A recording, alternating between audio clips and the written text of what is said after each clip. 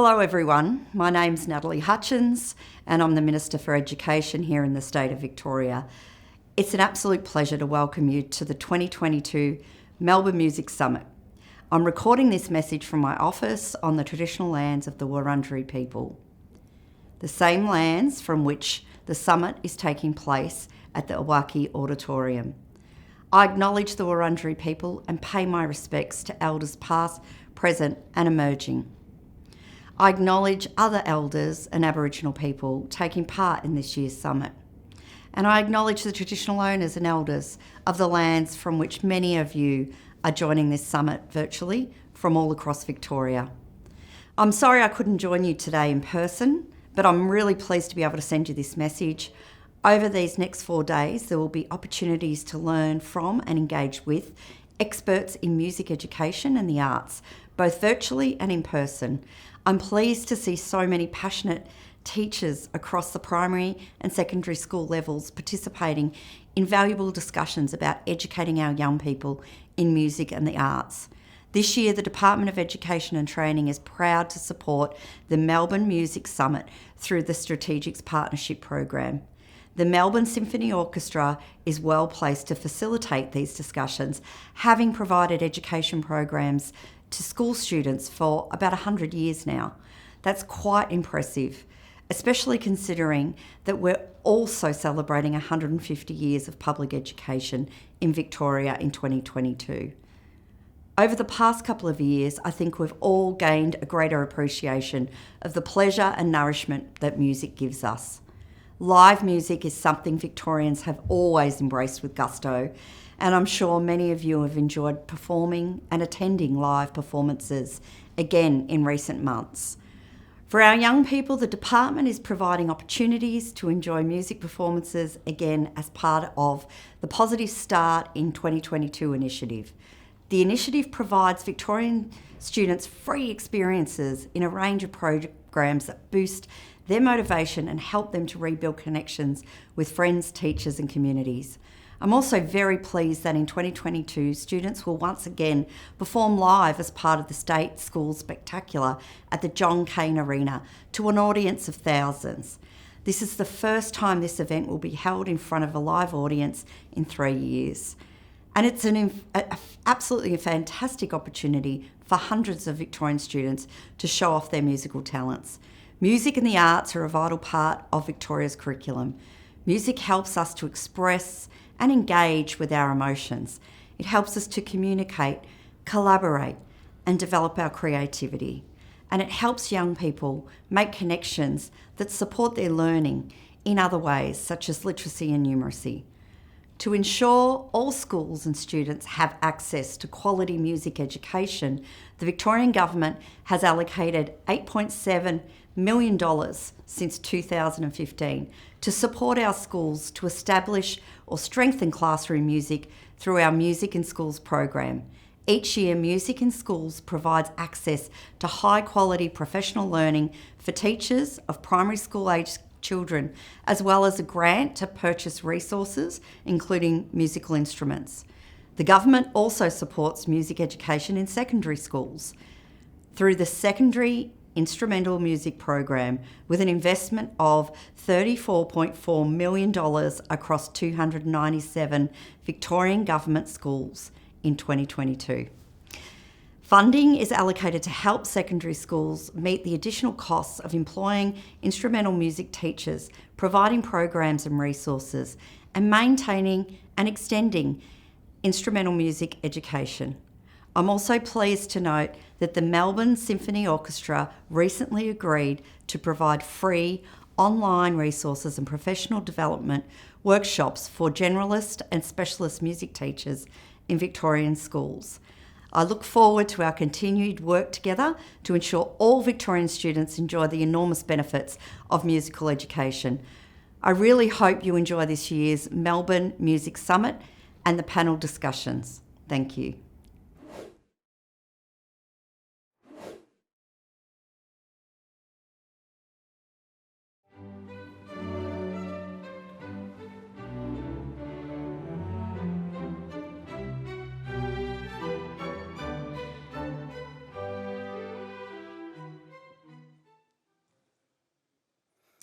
Good evening and welcome to this special Melbourne Symphony Orchestra event, live from the Iwaki Auditorium in Melbourne's South Bank.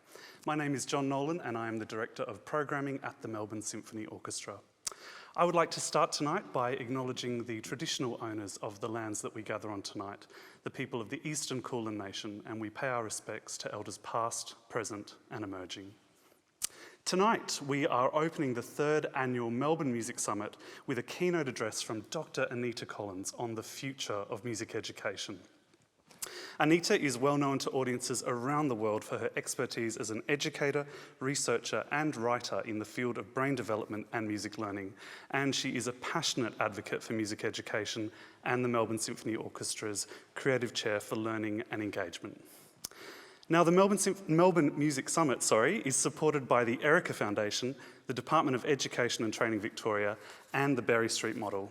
And tonight's event is also part of MSO's Music and Ideas series, which is presented by Tarrawarra Estate and supported by Crown Resorts and Packer Family Foundations and the City of Melbourne. Now, in just a minute, we're going to hear from Anita, but you, all of you, are an integral part of tonight's event. So please send us your comments and questions through the live chat on YouTube, and we'll also have an opportunity to ask you questions as well in the studio, and we'll get to those a bit later. So now I'm absolutely delighted to welcome to the Melbourne Music Summit, Dr. Anita Collins.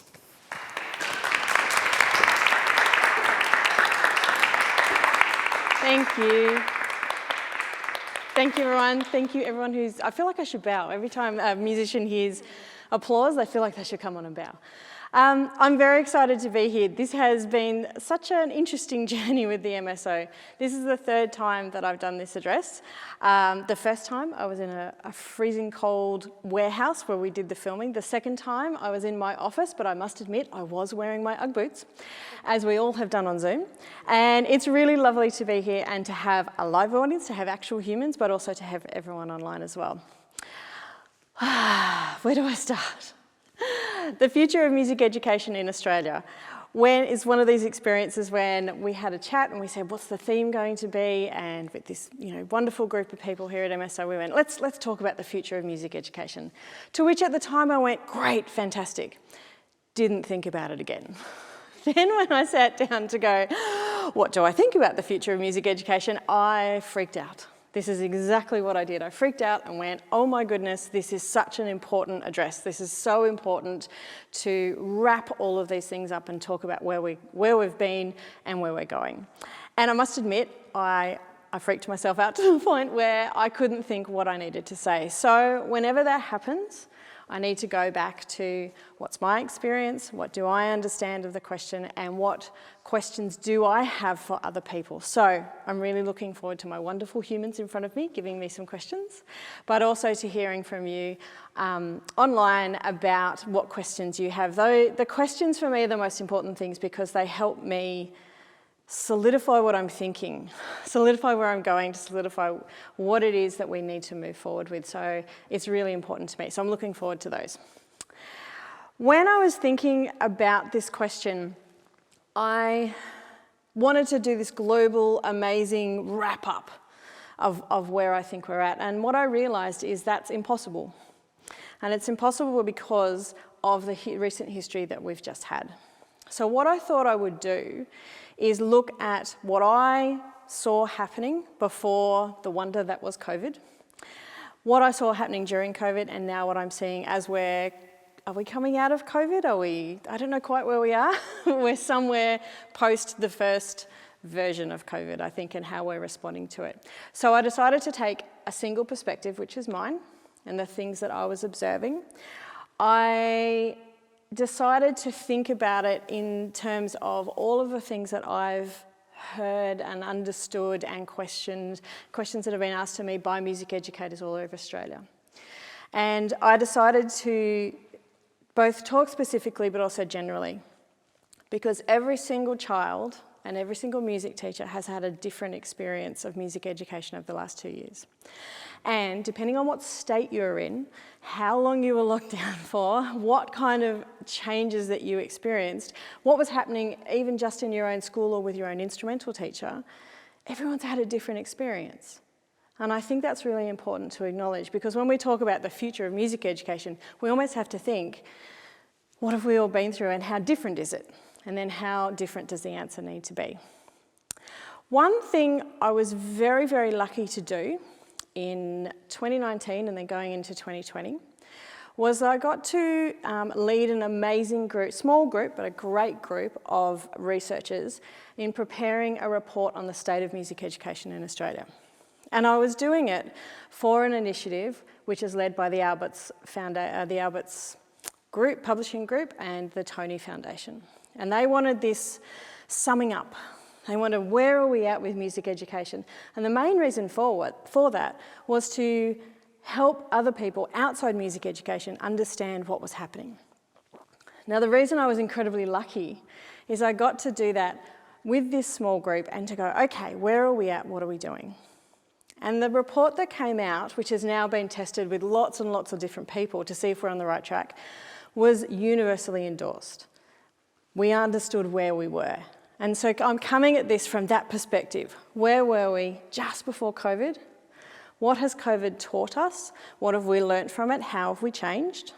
And now, whatever place we're in with this, where are we moving to next, and what can I see that's actually happening in the future?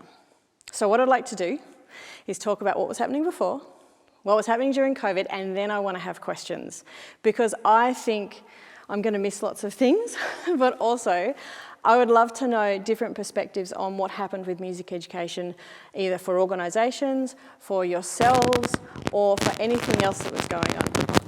Sorry, we've got problems with the mic, but we're good. And then I'd love to hear your questions. And then I'm hoping I can do the big reveal about where we're going with music education. That's my plan. So, when I went through the list and decided, or I sort of went through the list, I said, what was happening in 2019 into 2020?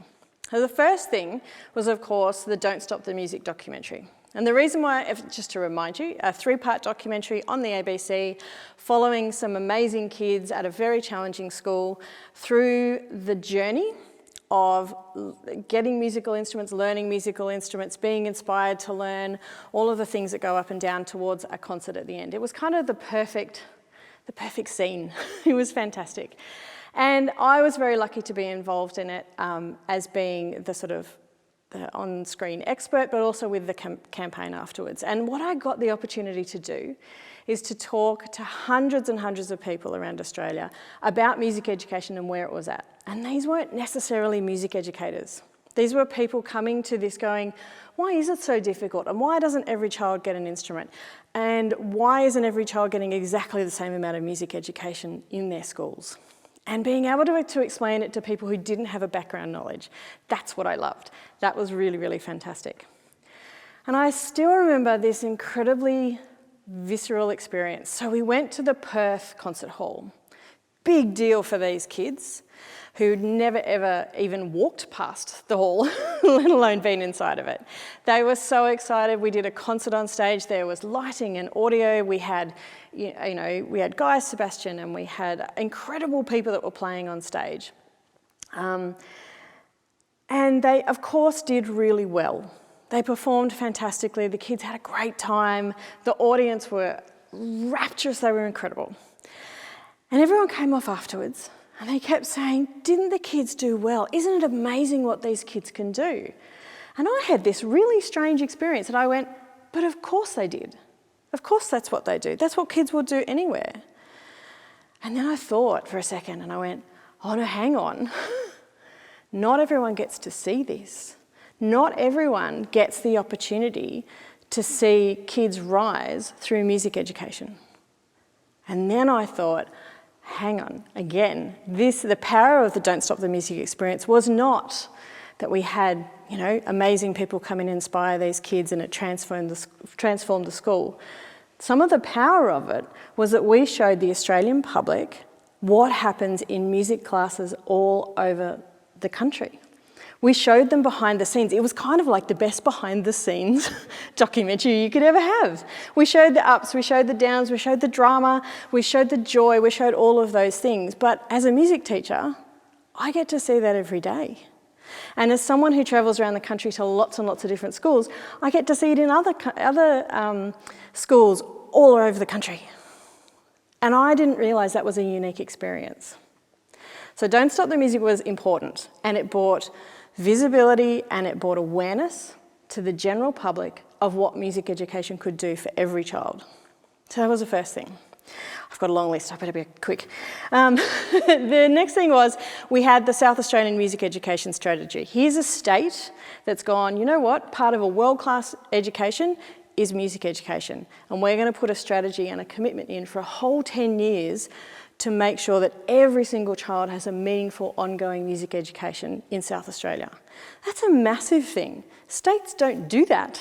But here is South Australia forging ahead with this, and I'm so lucky to be involved in that. I went to the Maryborough conference, which if anyone's been there, it's music teachers on steroids. It's so many of them, and it's in Queensland. It's a massive thing. They take over Maryborough, which is not the biggest town in the world, and it's just music education for 3 or 4 days. It's incredible. But the vibe that was there about the work that they're doing and how important it was and how they needed to shape the narrative in Queensland was amazing. It was so incredible and such an incredible experience to have. So I got to experience that. I sat in the office of Minister Birmingham when he was the Education Minister, because he had asked me in specifically to brief him on music education in Australia and what we needed to do. That was an incredible experience. I loved it. It was great. The next week he moved on to a different portfolio, which was kind of like, oh, damn, we were so close. But that conversation is still going on sort of at that level, which was amazing again. I had been booked to speak at 2 really important education conferences, the Future Schools Conference and the EduTech Conference. This would have covered 15,000 educators, not music educators, general educators, school leaders, policymakers, and they had a few themes every single year, and that year they'd chosen music education. That was going to be the theme. I was so looking forward to it. And of course, it was booked for May 2020, so it didn't happen. I had gone to visit Western Australia and South Australia and worked with their entire instrumental teaching programs. These were groups of incredible people who were coming together, who wanted to forge ahead and do more in their state in terms of instrumental music education. They were for the very first time taking an incredibly detailed and incredibly targeted approach to the work that they were doing and what they were giving to the students within their states. And then, of course, there was the Alberts Foundation and the Tony Initiative. This is now called Music Education right from the start. But back then, it was myself and one philanthropist going, what if we invested in systems change? What if we invested not in giving instruments and not in building music halls, but changing the system of music education around Australia? What if we did that? So that was my year in 2019. 2020 was looking good, looking really, really good. It was, and I wrote down and I said, at that end of the year, things were looking up. There was a momentum, there was an education, there was an awareness, and we were going forward. So then, we reach March 2020, when our worlds went a little bit pear-shaped and have continued to go pear-shaped, as far as I'm concerned. We had no blueprint for what we were about to experience, and we still don't. We're still just working on what do we know at the moment and what do we think is the best thing to do. And in many cases as a researcher, honestly, I was a bit excited because here is a phenomenal global experience that we can learn so much from. It's an incredible thing that we can have. So I was looking forward to learning a lot through this experience about humanity and about what we needed. And I still remember being really interested that even when our lives were reasonably the same, things hadn't really changed for us, but all I kept seeing on Facebook and on Instagram were videos of people who were locked down, people in Italy, people in Spain, and the use and the need for music to help them connect when they weren't allowed to physically connect. Those amazing scenes of people coming out and singing on balconies. I still remember watching a tenor saxophone player and a violinist who were on balconies next to each other. I was so worried about the tenor saxophone player because he was leaning right over. He had a strap on, but I was very scared. Leaning right over to play and jam with the person next to him, and people being able to come out on their balconies and listen. And that was a way of communing. We needed music. People use music in their own homes. People use music in so many different ways. It showed us why we as humans made music. This is the thing we needed to connect, but also to soothe ourselves in a time when we didn't know what was going on. Other interests, as we progress through, I feel like we should have COVID 1, 2, 3, 4, 26, all those different things. Wherever you were, if you were here in Melbourne, there was lockdown, I don't know, what did we get to? 7, 8, 9? It felt like it. You know, if you were in Queensland, it was a very different experience. And part of that different experience was that music was treated differently in different places. It was used in different ways to help us, to soothe us, to connect us. But that's the use of music itself. The use of and the approach to music education became quite different. And that difference showed us a lot of things, and I think about the underbelly of where we placed music education as being important for every child. I couldn't find it. I did ask my online community. I said, I know I read this tweet. I read someone, and it was someone in Policy Authority in Education, who wrote a tweet that said something like, and I can't go back to the basic one, but I do remember what the basic gist of it.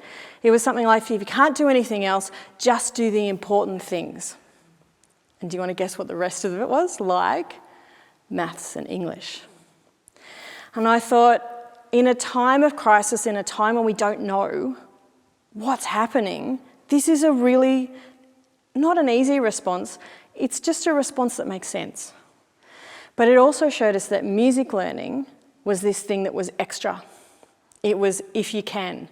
It was don't force them. It was all of those sorts of things.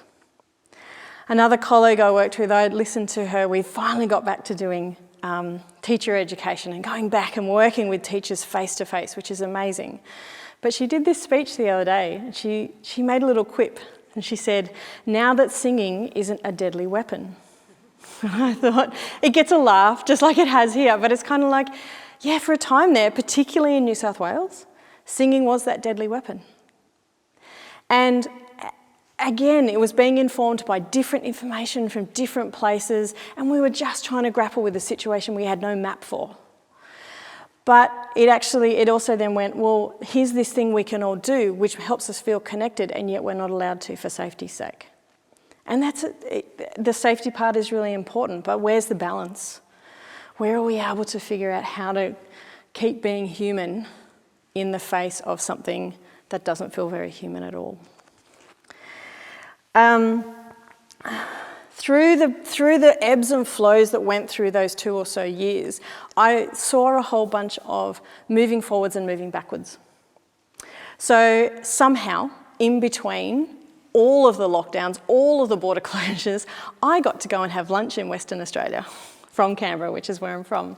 And it was an amazing lunch. It was hosted by the governor, who's Kim Beazley, and his wife. And they brought together 25 people about music education in the state, policymakers, principals, everyone who was really vital to how we should use music education in Western Australia, and we talked. We talked for 2.5 hours, and it wasn't just me talking to the person next to me. It wasn't a social lunch. It was a working lunch. People had their time to speak, to add to different ideas what they could say. There was a massive leap forward, and one that was supported from the very, very top of the tree when it comes to that policy making and influence. And then we turn around and we get to New South Wales. And for me, as I am really interested in the idea of where the advice came from to lock down music learning so much in the state and to change things for those children in that state so much. And it was very, very difficult to understand where the information was coming from, to say, music's just not on. We can't do music, and even when you can, doing it in such a way where it didn't even make sense for the kids. So we were in this really interesting time, and I liked watching it going back and forth, but also where did music education sit for every state, every school system, but even down to every school and even every parent. You know, do you ask the kids to practice at home? Do you encourage them to do it? What does that look like? And if it becomes too hard, is that the thing that we should let go? So it was a really interesting time. What did it teach us? Well, what did it teach me? It taught me that music teachers in general, are incredible at adapting. But music teachers, I watched some incredible things happen. But the biggest thing was adapting while still keeping at the very forefront what's important. What's important about music learning, and in many cases it was just keep going. Just keep them on their instrument, do different things to make them excited about it, somehow have that connection by not even playing, but bringing all of those students together to have a conversation about music making. All of those things were incredible. In-person learning.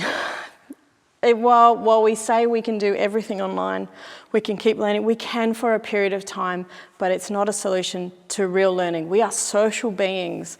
We have an education system that's set up to learn socially, and yet we took that part away.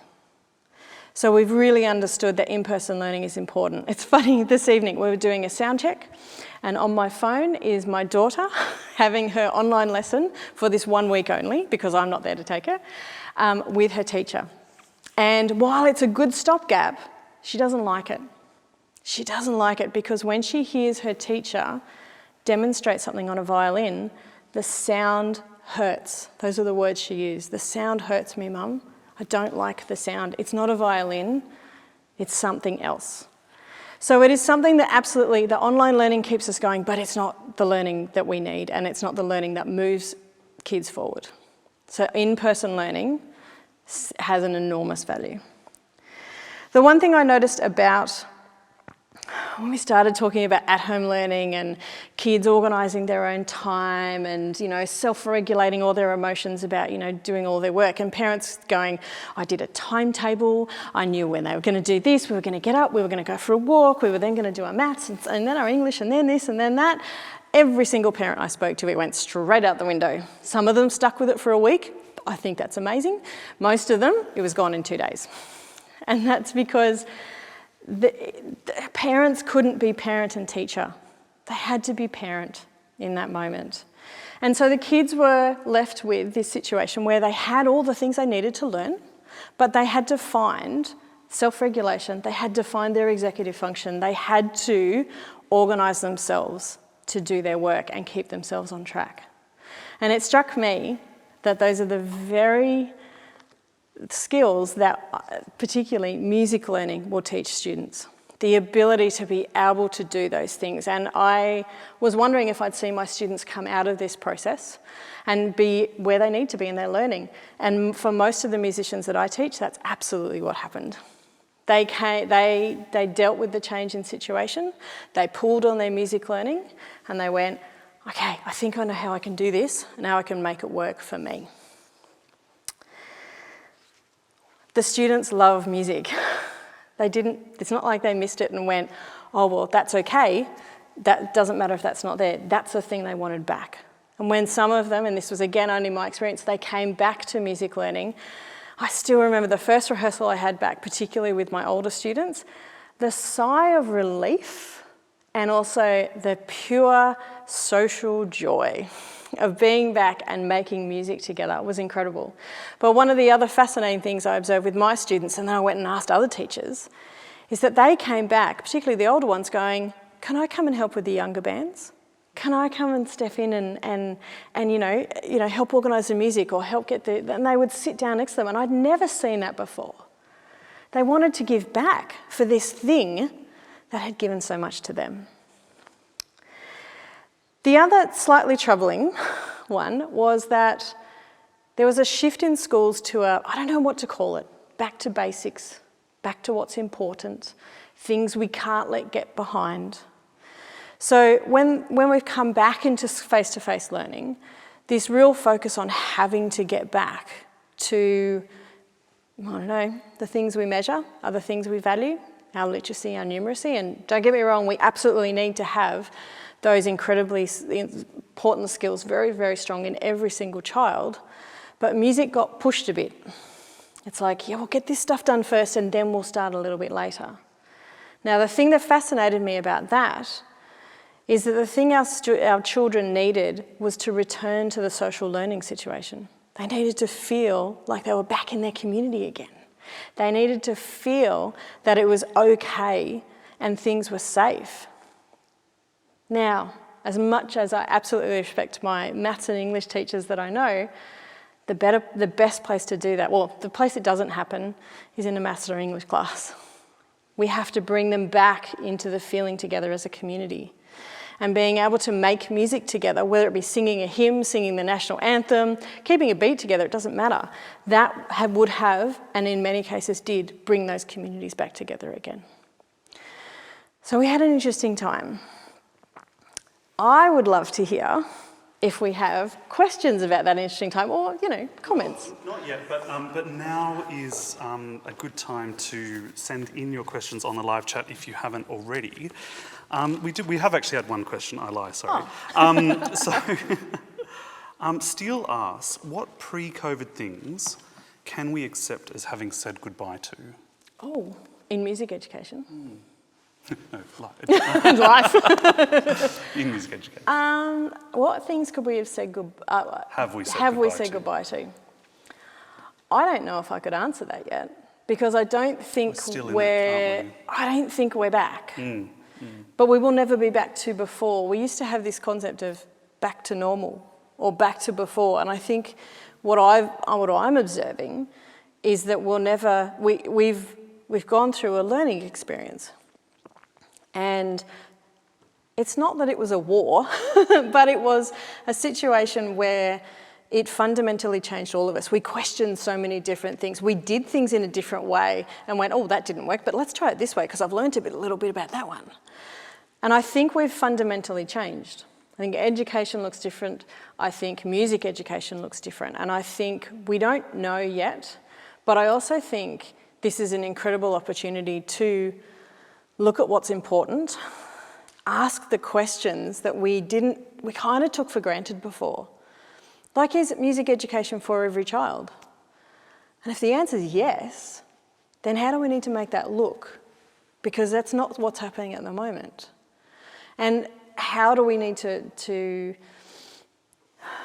I think it's a great opportunity to ask really, really powerful and deep and almost taboo questions that we had before because we've had to ask questions about everything. Yeah. So I think the power of live performance, whether that be students, whether that be professional artists, has been something that we've been missing. And you can see that because when we get the opportunity, we flock to it.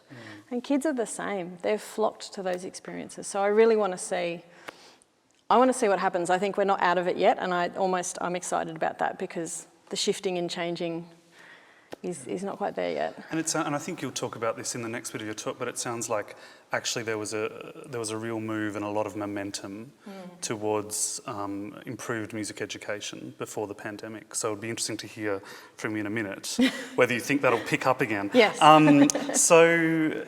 Just a few comments from the live chat actually. Marilyn says music actually helps kids with skills that are needed for language, numeracy, etc. Yes. But it's still considered not important. Yes. Can I comment on that one? Please. It's a great comment. Yes, and that's what we were kind of getting to. And I think actually I have this sense that we've got further with that one.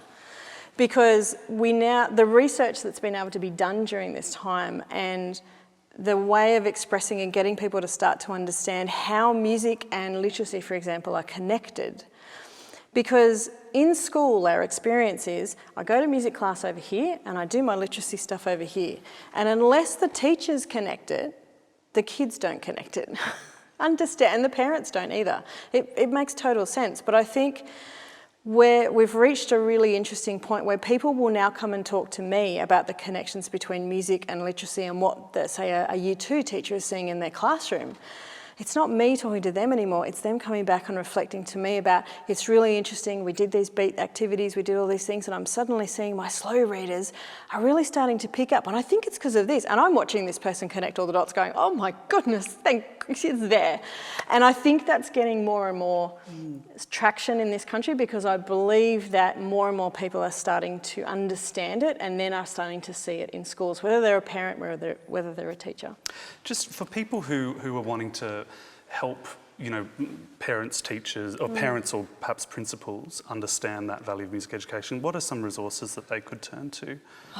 It's a good time to plug your book, maybe. I was going to say, it feels strange to go, so I've written a book. But during COVID, I released a book. I think the whole purpose, the book is called The Music Advantage, and it comes out of a little thing that is in the research which talks about the musician advantage, which actually means musicians have these brains that are further enhanced, and they seem to be just working more effectively. And one of the areas is in sort of language and literacy development. But what I tried to do in the book is explain the process in stories and ways of observing kids, and then going, this is what you've observed, but this is what could be happening in their brains, and how music and literacy, for example, or many, many other things are connected. And the reason why, as I said, it does feel weird to sort of say I've written a book, but this is what I wanted for it, and this is what I'm starting to see is coming from it, is people who are not musically trained but are in leadership positions in schools have spent the time, and they don't have much time, to sit and read a book and then go, how does this reflect, how does this make sense in my school that I'm leading, and how could I make it better? And I've been having so many conversations with school leaders and policymakers in particular who've gone, we can do more here. We can make this better. And every single situation is different, but they understand the science. And that was always what I wanted, is to bring the science, which I find fascinating, to people who don't have to delve into the science part, but can understand the connections between the two. So my hope is that that book can be a place for people to start that conversation with their school leaders. Yeah, absolutely. And I'm just thinking, a question, I've seen you do presentations, I think 6 times now, and a question that I've seen you get asked before is, but what about music education for its own intrinsic value? So I feel I'm duty-bound to ask you about that. Yeah, and I know that a lot of people, because I focus on sharing the scientific research, which is about what music learning teaches students, and then how they transfer it across. And it's understandable. People will go, well, you're justifying it through what it can do for everything else, and not about the art form itself. And I understand where that perspective comes from. For me, I don't understand why we can't have both of these reasons together. Why does it have to be an either or? Why can't it be a both and? Because for me, if someone hasn't had a music training themselves, if I speak to them about the joy of making music and how it makes you feel and all of that stuff, they've got no point of reference. They go, that sounds nice, but I don't know how that feels. If I speak to someone who's learnt a musical instrument, they go, yes, I remember that, and I get that, and I've felt that. But if they haven't, they've got no point of reference, and it kind of like it falls on deaf ears. What I wanted to do is fall on open ears. And the way to open those ears is to then relate it to something that they will understand. Whether it's a parent and talking about the fact that when their child can't get a particular note and they keep trying and trying and trying, and they get frustrated with it, and they put their instrument down, they walk away in a huff, and they go out on the trampoline, and then they come back in again, and then they try again, and then they get it. Explaining to that parent that that child is learning persistence, resilience, the fact that the reward network in their brain has absolutely exploded when they got it right, and the rush that it gave them will be the thing that propels them forward, that resonates with a parent. A parent gets that and goes, now I can see what's happening with my child. If I then take that same experience and talk to a principal and say the resilience to, the persistence to sit there with a maths question and go, I can't get it, I can't get it, I can't get it. I'll go outside and jump on a trampoline, I'll come back in, and then they get it. It's the same process. And by teaching them through music, which is a very sensory experience, and then transferring it across, a principal can go, I get it now, and that's all I care about. I want people to be able to get it, and my job is to find different ways for them to understand. So for me, those two arguments, reasons for music education go hand in hand. It's just who am I speaking to and which one will And we've help them spoken resonate. about this before. You've always got to tailor your message to your audience. Are you speaking to a principal who hasn't had a music education, or are you speaking to the converted? Yeah. You know, it totally changes Yes. the argument you're going to use. You spoke before about making those connections between teachers and subject areas, and Megan has asked, Marilyn has asked, how can we get school communities, i.e. teachers, parents, etc., to make those connections if they're not already? Yeah, I think there's lots of different ways because every community is different. I'd love to be able to say, do this, this, this, this, and you will get this, like making a cake. But every community is different and they start in a different place for me. So how much music education is happening in schools, what parents have or school leaders have observed, how much knowledge is in the community, even how the community connects. So I think there's lots of different ways. Sometimes a face-to-face discussion is really powerful. Sometimes quiet discussions are really powerful. Sometimes just continually to drip feed information and about the research or stories about the students is a way of shifting people. But it never happens in one talk, it never happens in one little piece in the newsletter. It has to be ongoing. It has to be something that we continue to do, like we're educating the community, because that's what we're really doing. We're going from a place where we have these ideas about who is music education for and what is its purpose, and we're trying to shift those. And we can't shift those with one conversation or one newsletter. We have to do it through educating and changing the views and upskilling, informing, whatever word you want to use, anyone who's listening. So in lots and lots of different ways. So I think it's about launching that campaign, but understanding it takes a long time and you need lots of different ways to do it. Absolutely. Can I ask does anyone here have a question? Yes. Sorry, two questions, Netta. The first one is, a lot of children have been sort of fundamentally traumatised by the pandemic.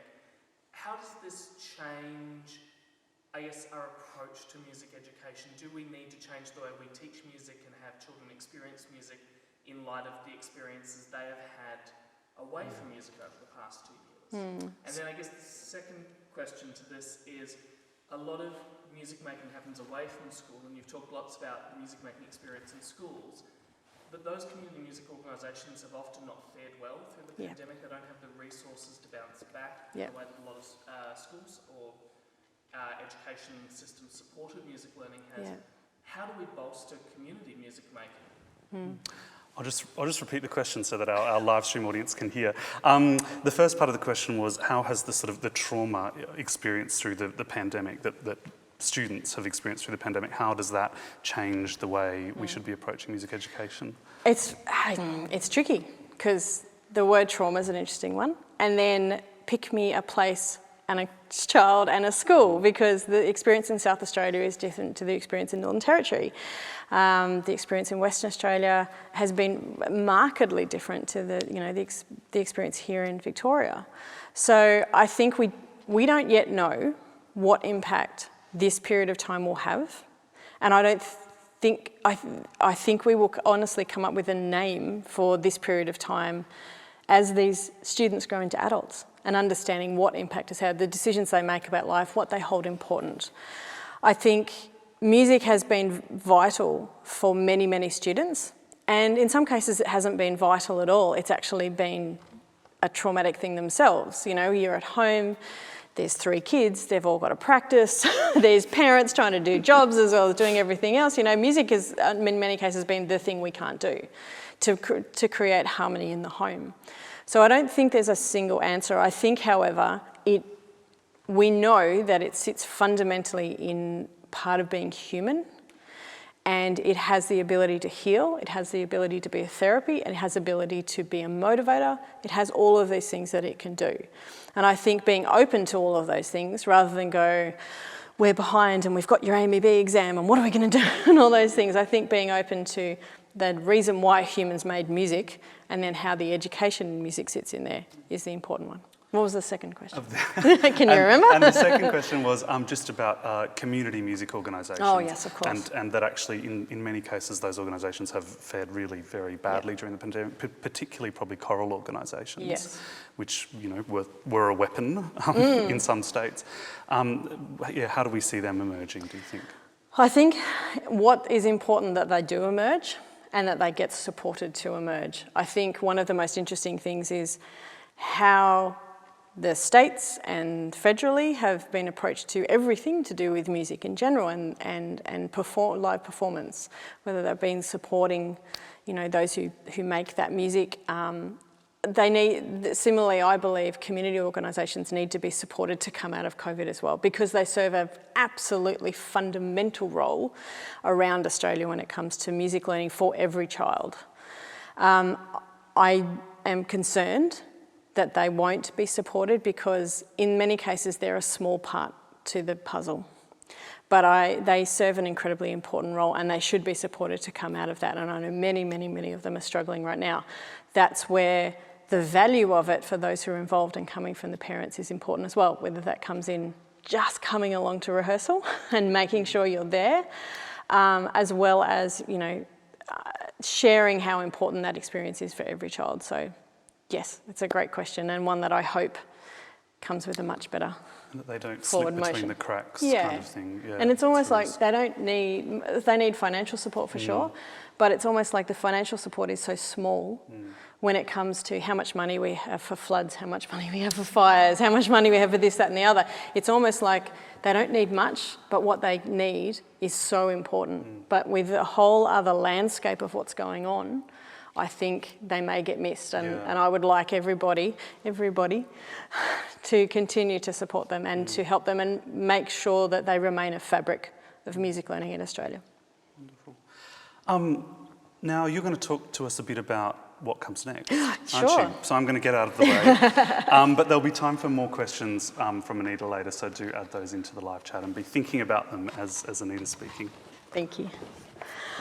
I feel like I should now come up with the great solution. Again, I'm just going to go back to what do I see personally, what's happening that I'm seeing, what am I trying to remain positive about? Because it would be very easy right now to go into some depths, but I will start there. So coming out of COVID, that doesn't sit well with me, not with the current news that we have, but I think we're not coming out of COVID, we're coming into the next phase of it, whatever it is. How do we live with this thing and what decisions do we need to make, knowing the experience we've just had and not forgetting what we've learned. I think that's really important. It would be very easy to either try and return to normal, whatever that might be, pre-COVID, or it might be really easy to make decisions about what's important and what's not, and not learn from those people in Spain on balconies, not learn from the kids who came back to music and said, this is what we wanted. We don't really care about PE, but this is what we wanted to come back to. I think we need to learn from those things, because if we don't, we're not doing the right thing by our students and by our education system. As we come to whatever this is, the next phase, I'm just watching. And I'm in quite a privileged position, and I really understand that, in that part of Music Right from the Start is I get to talk weekly with people all around Australia who are involved in music learning and music education. What's happening here? What's the update here? Who did you speak to? What's happening over here? And the shifts and changes, I get to see them. And I get to see them on a weekly basis. And there are shifts that are concerning. So let's start with the bad news, because then I want to go to the good. There are shifts that are changing. There's big shifts in Queensland around how music teachers are employed. And the shift in a state that was originally and they still are incredibly proud of music education in their state, but there are shifts changing from a workplace perspective. And those shifts could be very damaging for music education for those kids in Queensland. There's a lot of very, very passionate advocates who are working behind the scenes in all of those things. But again, it's these little things, these little chips away that get me a little bit worried. There is a general, milieu. It's a reticence to get back into the full swing of music. And again, this is not everywhere. It's up and down, it shifts and changes. And it's not in one system or one state. It's, you know, one school will be approaching music this way, everyone's will do it in a safe way, but music is really important to the fabric of our school, we're getting back into it.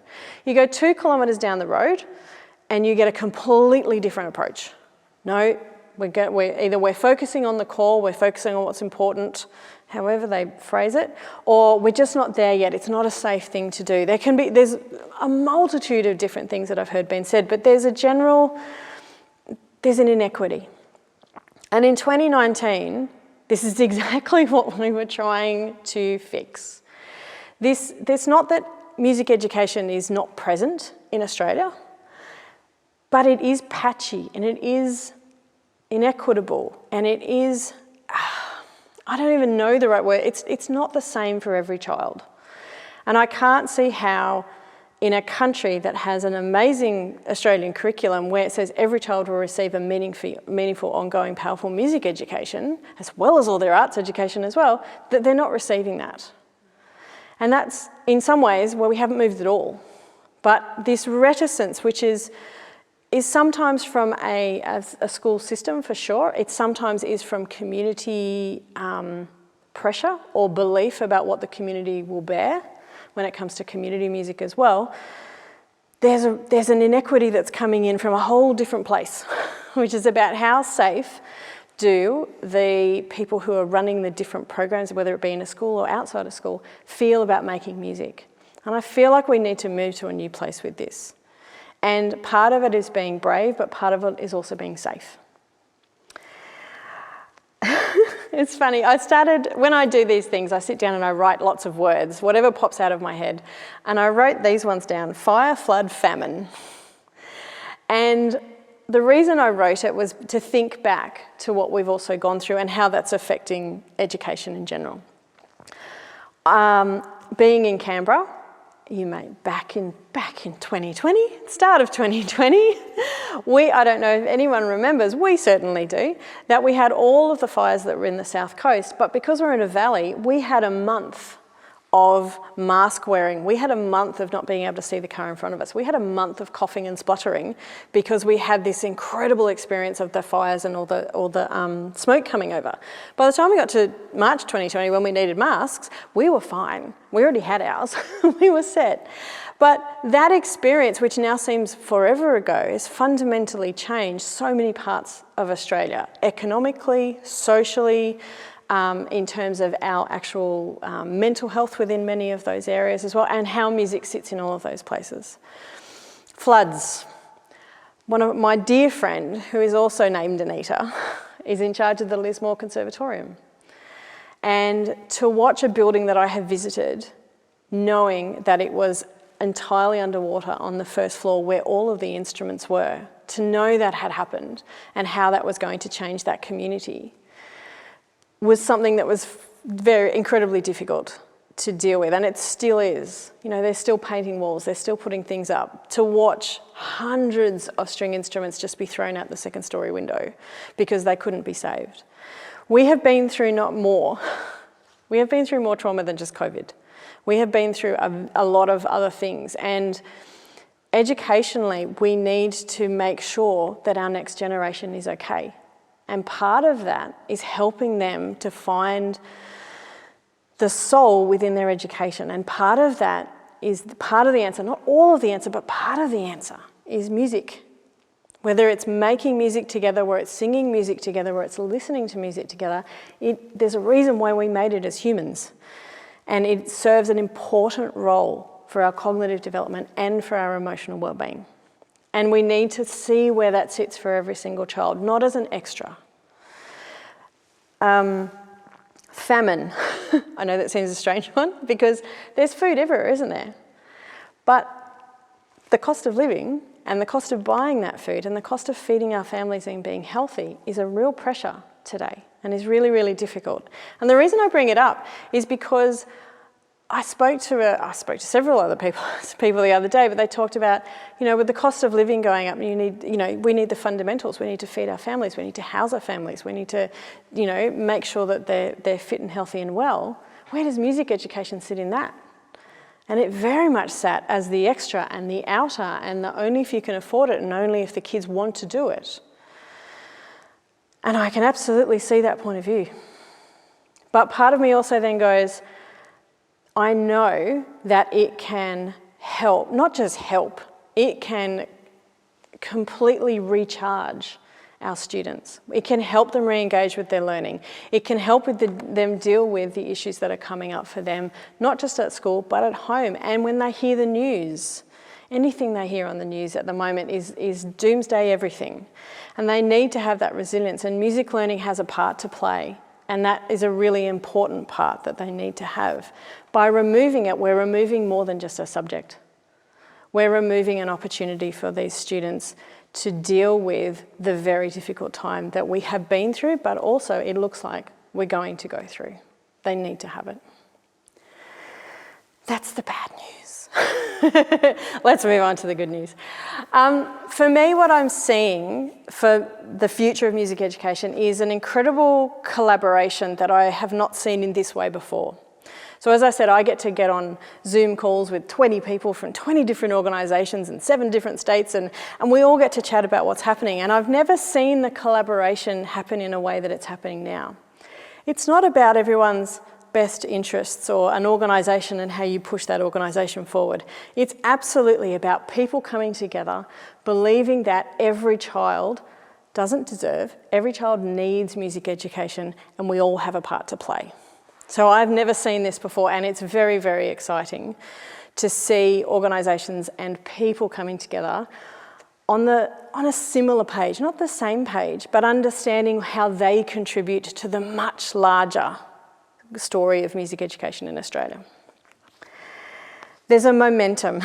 I know it doesn't feel like it, and I feel like we've been still for 2 years, but there is absolutely a momentum coming forward about re-looking at where music sits for everyone. I have been astounded at how many state policymakers, at how many different schools, at how many community organisations have reinvigorated themselves, but also gone, you know what? The experience we've just had showed us how important it is to actually do music for every child, not have it as an extra. So that momentum, for me, I want to be positive, but I see it every single week. And again, I say I'm in a privileged position, but it's there. It's not imaginary. There's a momentum that's happening in there. The other thing I think is really important is the actual return to live performance, whether that be in schools, whether that be with the MSO, whether it be in theatre, whether it be anywhere. That return to coming together to experience music together, whether we're making it or whether we're watching it or whether we're doing both, it has been a really amazing and important thing for us to do. And the joy that people have felt coming together. The most recent pub choir is a great example of it. In that, there were hundreds and hundreds of people there and singing and doing amazing things, but the fact that that experience has travelled around the world, then people being able to experience it, not just online, but to see the joy on people's faces. Live performance, the making of music, if we take it away from all those things like concert halls and anywhere else that you see these things, and you just go, the making of music is vital to being human. And I think we are returning to that and we're feeling it. And I think that's incredibly important. So here you go, the big reveal. The future of music education in Australia. I don't have the answer. But I have a lot of optimism and I have a lot of feeling that we're moving in the right direction and that things will come up because there's going to be different influences and different information and different education coming from different places that are all going to come together. And we saw it through COVID. And sitting around this table in Western Australia was an extraordinary experience because people were able to share their personal experiences, but also say, we're in charge of an education system. How can we make it better for every single one of our students? And that momentum and that belief is absolutely extraordinary. So I used to, on the back of my university door, I had a very ugly, very, very ugly office. So I went to a poster sale and I tried to cover it with stuff. And one of the things I got was that lovely poster, a really long one, of, you know, you have an iceberg and then you have the water and then you have what's underneath, and it's huge. And what I thought about that poster, and I thought it's partly about the idea that we're seeing little things changing, but there's a lot of stuff going on underneath. And don't be surprised, and don't think that nothing's happening, because it is. There are wheels turning, there's an iceberg moving underneath. I'm also, this is a strange change, go with me on this one. So I often think about, how do we change minds? How do we change perspectives on something? And I often look back at how smoking used to be advertised. So you used to have doctors, always in white coats, smoking away, going, this is good for your health, this is fantastic. And I go, how do we get from there to having pictures on cigarette, you know, containers that are very unattractive but completely real about what smoking will do? How did we change our perspective? What happened? And I like looking at that because I go, all right, we have this idea that music is for the elite, the talented, those who can pay for it. How do we move it to being this idea that music is for every child and has a benefit and a place and purpose? And I'm starting to see it.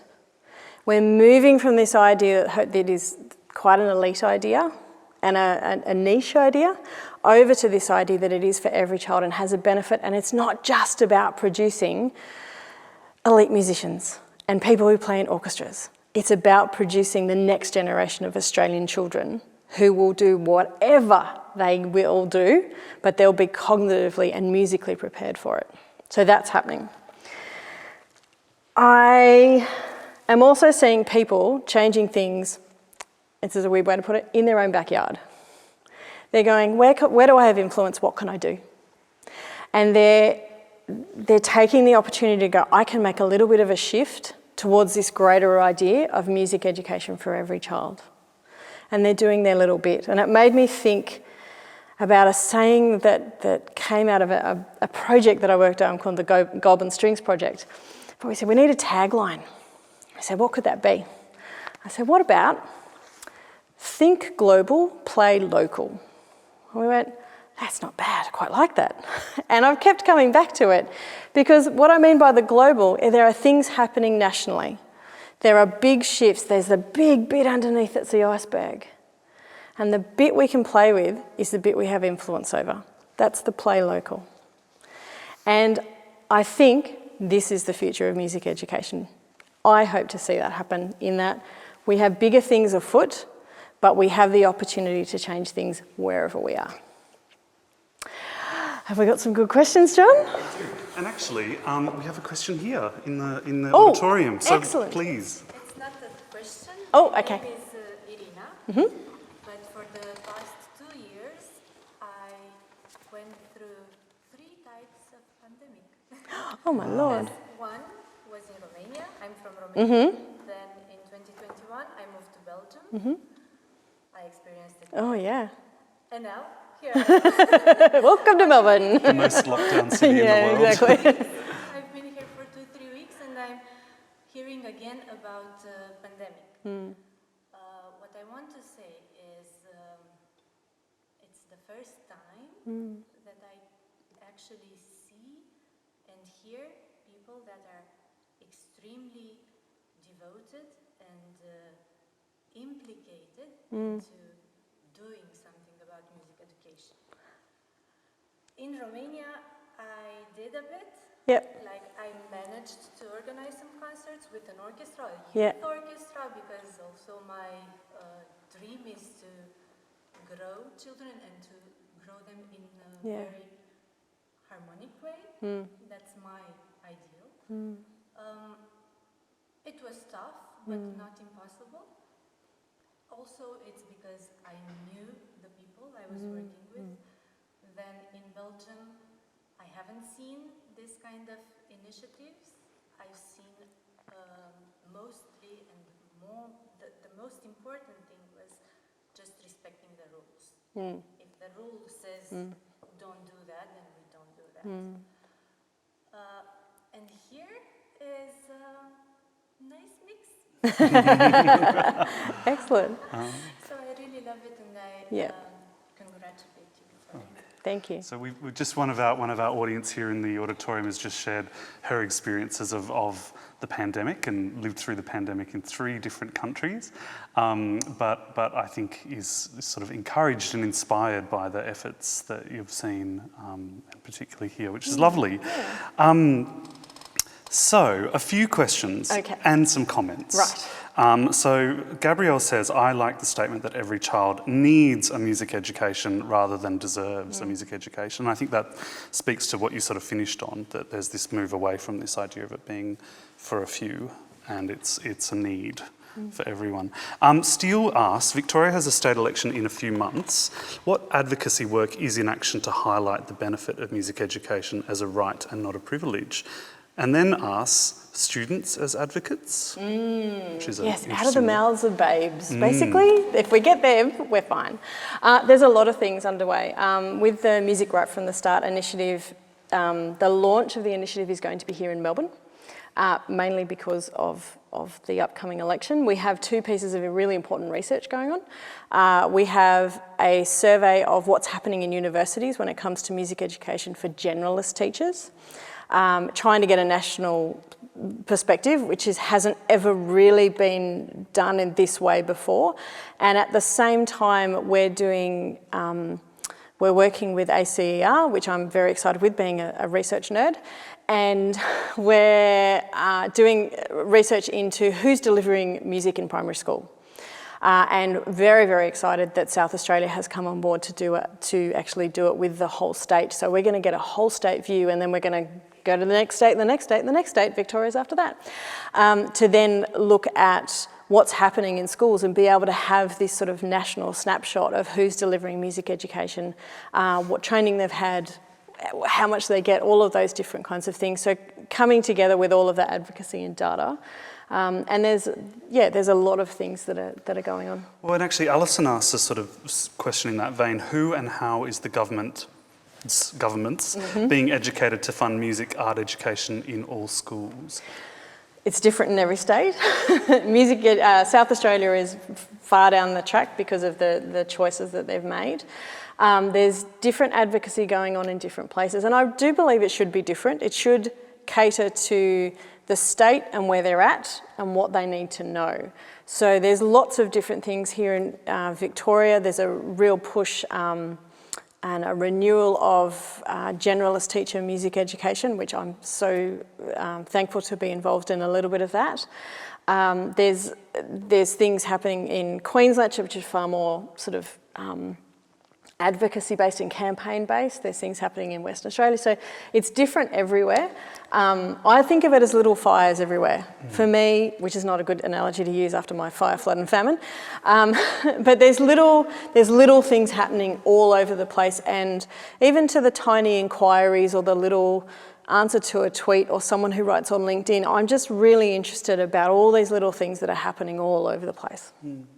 And it's sort of what you were saying before about we've all got our part to play in this, don't we? There's the sort of big things like Music Right from the Start and like the ABC documentary, and then there's the conversation that a music teacher has with their school principal, and there's the conversation that the MSO's managing director might have with the education minister. There's all of these things are sort of part of that education of governments. Yeah. I often think there are so many people involved in the music education industry, and I add to that even people who sell instruments. You know, it's a big industry. If we all pulled in a similar, not the same, but a similar direction, I think we would be very powerful. And I think that's part of this collaboration that's getting me so excited, is that we're all doing the right thing by our organisations and our fields, but we're also all pulling in a similar direction. And that's what I'm looking forward to when it, you get away from just pulling and it's like there's actual momentum and movement. Can I ask, you've mentioned the Right from the Start project a few times, which I think is really exciting, and I think it's sort of very clear and direct and in a way that I don't think we've seen in music education advocacy for a long time. Is there a way that people can become involved in that project? Not become involved just yet, Yeah. but being aware of it, I think, is really, really important. So going and looking at Albert's The Tony Foundation and the website and things like that. Reading, we're starting to release lots of our documents, things about even tonight was scary for sure. The scariest thing I've done recently is have to write a definition of what quality music education is, and have people agree to it. Just say, yes, we don't like all of it, but we like most of it. So actually having a look at all of these documents, but also keeping up with all of the things that we've had a wonderful experience in COVID in that we've been in contact every single week, and this project has continued to move forward. But now as we come to whatever phase we're coming into next, there will be a lot more publicity and a lot more public work that goes on. So I'm excited to meet people when we do all of that. And I think even that even if it's imperfect, that kind of definition of what is quality music education is something that we've already found incredibly useful. You know, what is the thing we're asking for? Yeah. You know, what actually is it? So yes, I really encourage everyone to engage with that amazing project. Any other questions from our people in the room here today? No? Yes? Maybe have one to link the first part a bit to the second part. Yep. You mentioned in the first part that the remote teaching was not really working and definitely will never replace the in-person teaching. But also learning from the experience, do you see elements of it to be used in the future to improve or maybe complement in-person learning from remote? Yeah, absolutely. And I think I'll just I'll repeat the that. question. Sorry, our online audience can't hear unless I say. So we just had a question about the remote online learning and how elements of that might form part of face-to-face learning going forward. Yeah, I absolutely think so. One of the fascinating things about our field is music learning is one of the oldest types of learning. It's got an incredibly long tradition, and a tradition that's been kept for centuries. So in keeping a tradition for centuries about the way that music is learned, we tend to get into this is how it's done. It's like this is the framework and this is how it happens, and you do this, then you do this, and you do this. And because of our century-long history into that, breaking those up a little bit became very hard because no, it's been done like this for, my last 20 students. It works every single time. Why would I want to change? And one thing that the COVID experience and teaching differently and online and all that sort of stuff has done is forced us to break those traditions, or at least look at them carefully and go, what's important about the live part and what's important about the online part? And part of it is access. So the online part provided access when we couldn't be together. Now that access part of it can then be transferred to more and more and more students, and they can get, wonderful music education online, as well as understanding that there needs to be a live element as well. You need to hear the human voice right next to you in order to sing in tune with it.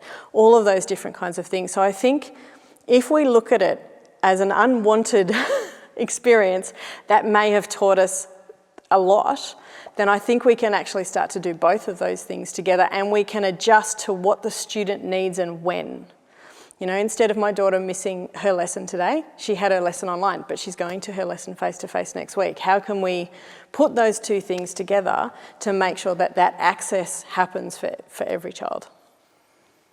Wonderful. Well, we've actually run out of time. That's it. That's all we've got time for. So I will say we've had people watching from all sorts of places tonight, including Altona Meadows, Yarra Glen, I'm sorry, I'm going to pronounce this wrong, I'm sure, but Tiana South, Sunshine and Eltham, and then in New South Wales, people have been watching in Tackamwell and Sydney. That's probably not at all right, but anyway. But look, thank you so much, Anita, and it's wonderful to hear that the momentum, that you don't feel the momentum is lost, and that there's this new spirit of collaboration. And actually there are really bright things ahead. I think that's what we all need to hear. So, yes, as I said, that brings us to the end of tonight's opening event of the Melbourne Music Summit. But this is just day one. We still have 3 days of workshops, discussions and masterclasses with leading educators and members of the Melbourne Symphony Orchestra ahead of us. All of the events are free, and you can find out more and register by visiting the MSO website.